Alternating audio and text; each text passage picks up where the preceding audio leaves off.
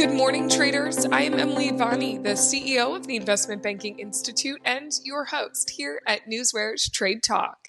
Joining me is trading anchor Bill Olson, who brings more than 30 years of institutional trading experience to our program.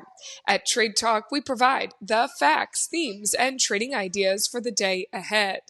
Today is Monday, October 14th. Earnings season is in full swing this week as markets look to hold on to record levels.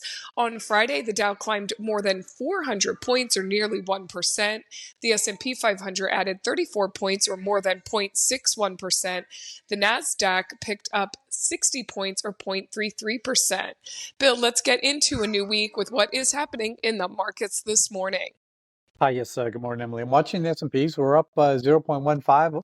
You know, we were at 0.2% higher. Now we're at 0.15. Still positive. That's nice to see.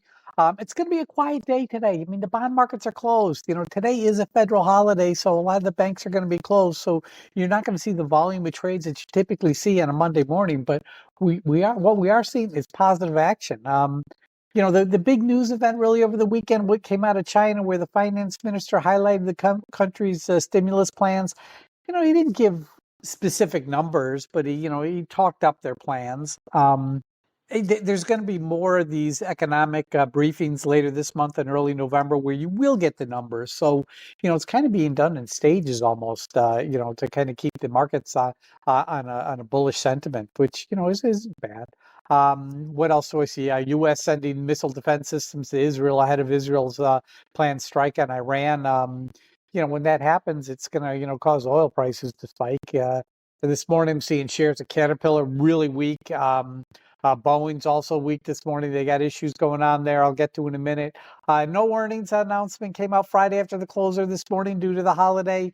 I do see that Warren Buffett took a position in Sirius XM. That's kind of interesting, but we're taking a look at the other markets around the globe, and we're starting off with the DAX. The DAX is up 42 points or 0.22%.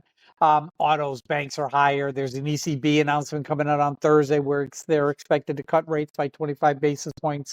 In London, what do we see happen? London, we get the FTSE. FTSE's flat. It's up 2 points, 0.03%.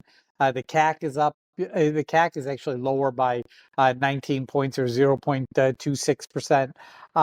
We're seeing some weakness in the luxury sector, but the defense sector is strong for in Paris, so that's kind of interesting.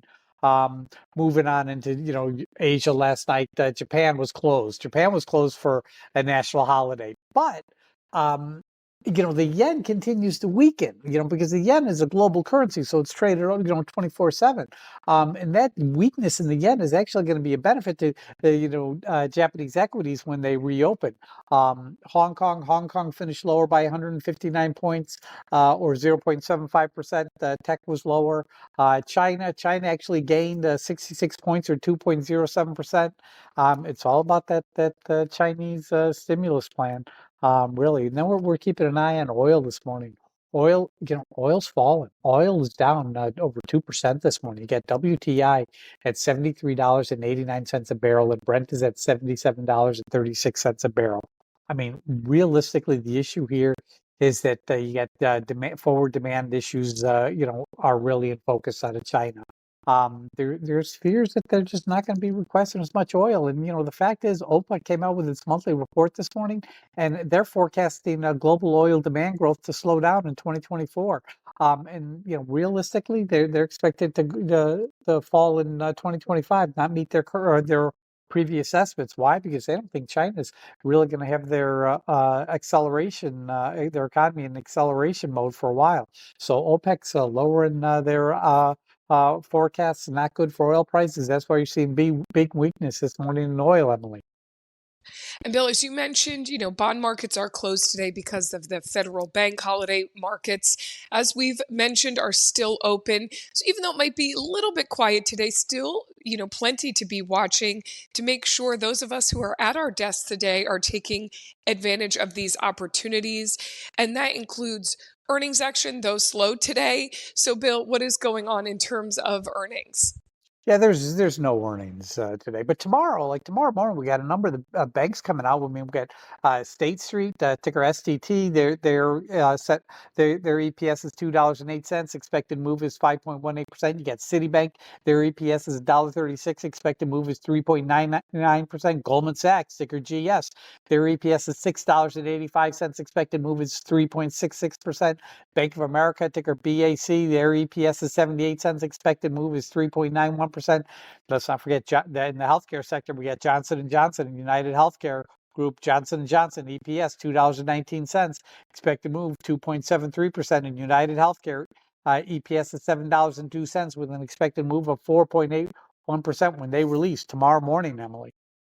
Bill, so plenty to look ahead to there, and you're using your newsware to track all of those really major earnings reports that are important to be keeping a pulse on.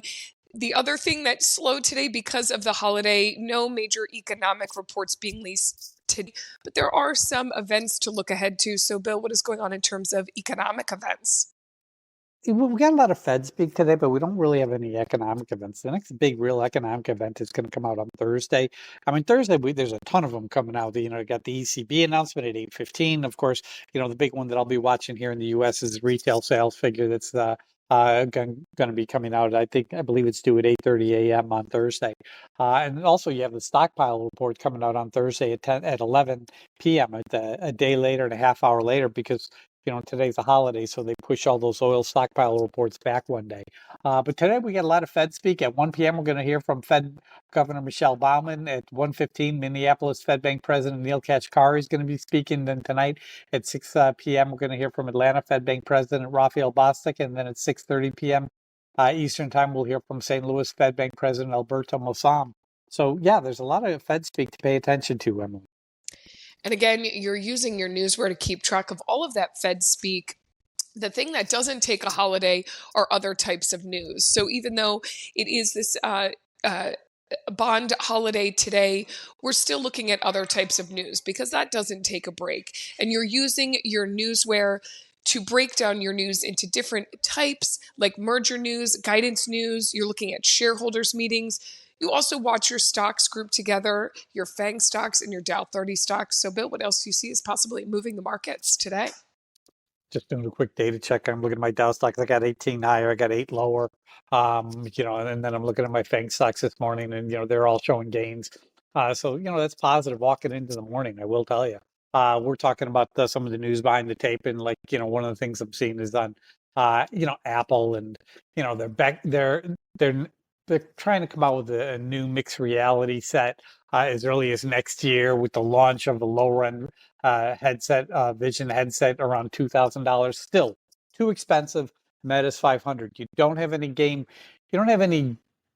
apps that are so exciting that makes this product a must have. So your price too high. Sorry, it's just not gonna. It's a bad product to continue to throw money into unless you're going to lower that price. Meta Platforms, UK study finds teenage and social media usage linked to anxiety and depression. Netflix, we got earnings coming out on Thursday. Got to keep an eye on that.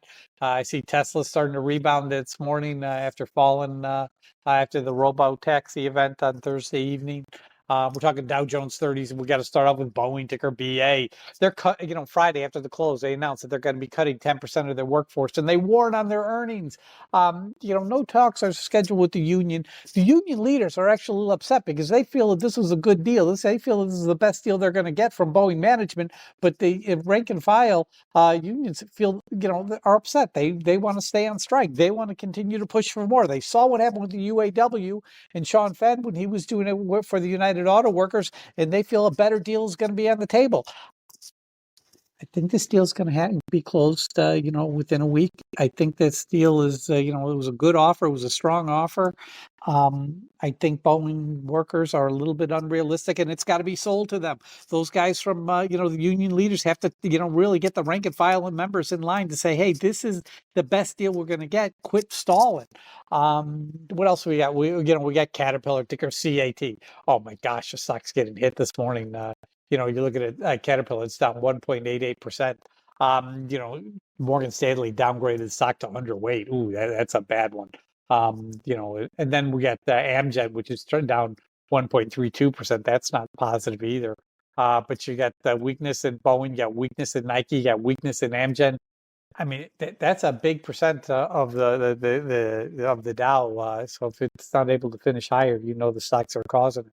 What are we talking about? We're talking merger news. B. Riley's in the news. They agreed to sell Great America, its appraisal and valuation division. They're fetching about $200 million for that division, apparently.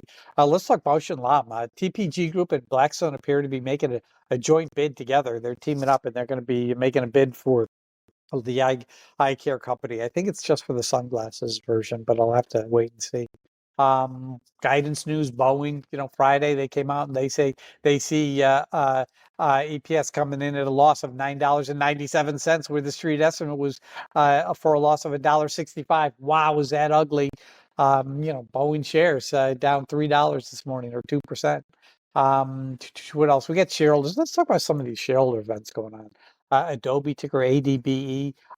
They're having their Adobe Max conference that starts today. Charles Schwab, ticker SCHW. They're scheduled to hold a fall business update event tomorrow. Remember, they got that new CEO.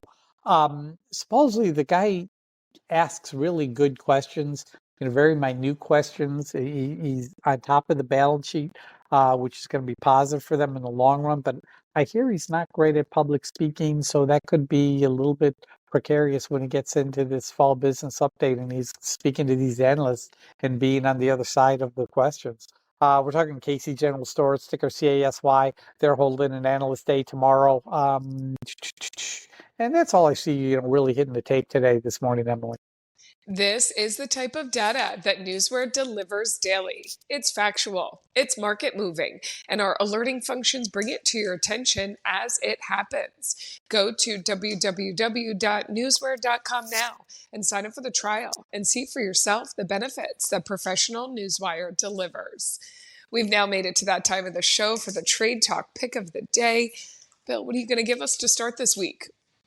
Going with Citigroup, ticker C is in Charlie. Earnings are out tomorrow morning. EPS is $1.36. Expected move is 4.99%. You're looking at Friday's call volume, 165,545 versus 52,652. That's like 3-1. Okay, that's very positive.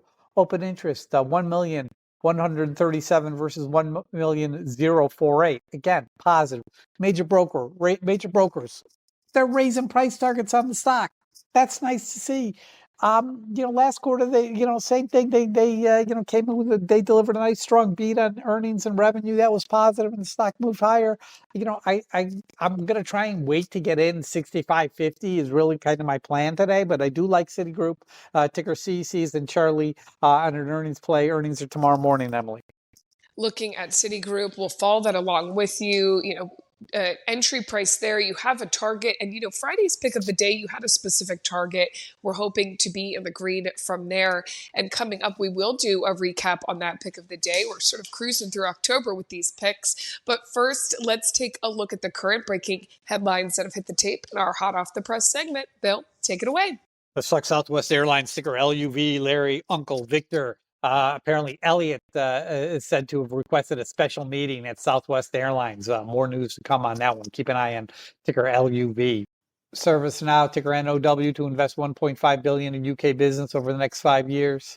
AstraZeneca, they got a approval for one of their drugs this morning. No, the GSK, Great SmithKline Beckham. They got approval for a drug this morning, which is positive, past phase 3. Starbucks, ticker SUBX.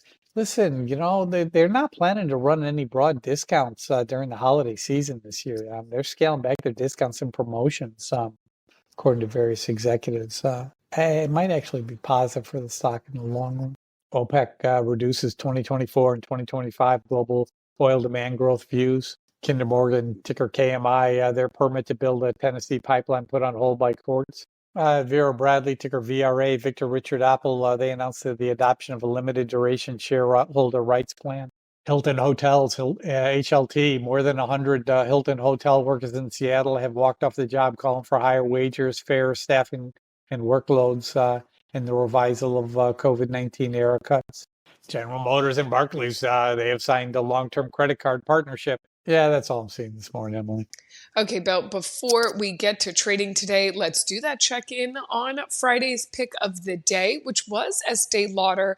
Now, Bill, you were making this pick ahead of any sort of announcements that were coming out of China, in terms of those stimulus plans, and you did give us sort of that overview back up in your opening.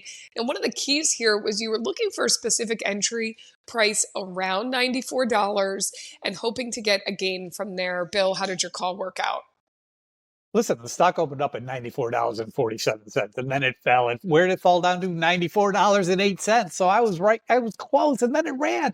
Then it ran hot, and it jumped all the way to $97.44. So open 94.47, high 97.44. That's a $3 swing. It closed on the day at 96.10, but easy. There was 1% there, so you got to call it a winner. Estee Lauder, ticker EL, Edward Larry, winner on Friday, Emily.